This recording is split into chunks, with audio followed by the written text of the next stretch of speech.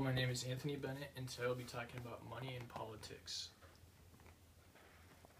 The Washington Post reports the Koch brothers, a network of elite business executives, are planning on spending nearly $1 billion in the upcoming 2016 presidential campaign cycle. The amount of money needed to run a successful campaign has required the business executive's wallet to be in the politician's lap. During the speech, I will shed light on how companies can buy politicians, the reason this can be caused, and the responsible solution.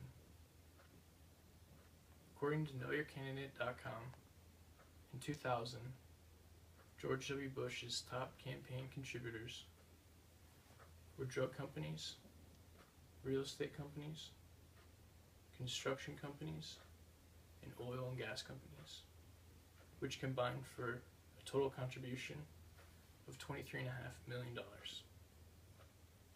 These same companies abide by the Environmental Protection Agency's guidelines. According to Catherine Stapp, member of the IPS, in 2002, the George Bush administration collected 80% less than the Bill Clinton administration in EPA-related fines. The Bill Clinton administration collected $845 million that year, and the George Bush administration collected $165 million that year. The correlation of big business campaign funding and lack of EPA regulations would make you believe that it is a crime. Today I'm here to tell you that it isn't. To understand how we got to this point, we must first look at previous legislation and previous Supreme Court rulings. The Bipartisan Campaign Reform Act of 2002 prohibits national parties from spending and raising non-federal money. This act allowed politicians to focus on the American agenda rather than their contributors' agenda. However, in 2010, the Supreme Court ruled in the Citizens United case that corporations could spend infinite amount of money on communications or media ads, pro or con, to the candidate of their choosing, as long as they weren't affiliated with that candidate. If this continues, the 1% will be able to decide who we get to vote on and what their possible agendas will be once they're in office. According to The Guardian, in 2010, after the Supreme Court ruling, 0.01% of Americans made up a quarter of the total spending in that campaign cycle. In order to reverse this course, I propose a multi-step solution to get us back on track. The first step is already in action and is called the Disclosure Act. There's a petition going around the United States, and it currently has over 200,000 signatures on it. The act would require any donation over $10,000 to be documented who contributed it and who it was for. Tony Kennedy, a Supreme Court justice, is quoted saying, "Citizens have the right to know who spends what in politics." The second step of my proposed solution is a federal tax on large donations. The first step of this program will be a 5% federal tax on any contributions $1,000 or more.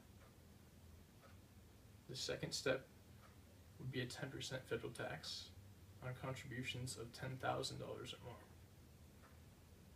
This would force the 1% to give back to the rest of America. With extra money, we can put it towards our $18 trillion national debt and other underfunded programs in our government.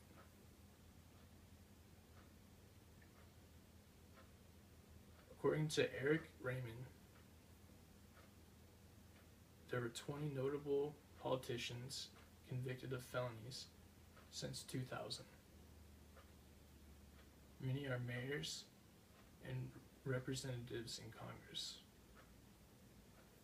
If nothing is done, the revolving door of favors and benefits between big businesses and politicians will continue. In 2014, the Supreme Court ruled in the case of Mr. McCutcheon versus the Federal Election Committee. Mr. McCutcheon was contesting the ruling that you could only spend $123,000 in a given campaign cycle. He was convinced that this was against his First Amendment rights. The Supreme Court ruled 5-4 in his favor, but limited the maximum contribution to a single candidate to $5,000 per person, which means if a single person spent $5,000 on every single candidate and party, they could spend up to $306 million in that cycle. The three branches of our government all work together to access the 1%'s wallets. The judicial branch already had rulings that I mentioned previously in 2010 in the Citizens United case, and more recently in 2014 with Mr. McCutcheon's case. The legislative branch writes and puts into action the 1%'s bills that they would like to be put into action. And the executive branch, or president, is the one that signs these bills. So, if enough Americans get on board and are informed, we can have one strong voice. Another good thing I want you to take away from this is to sign the Disclosure Act so we know where our public funds are going. America was born from the spirit of not taking what the old English country was providing for them. And with that same spirit, we can take money out of politics.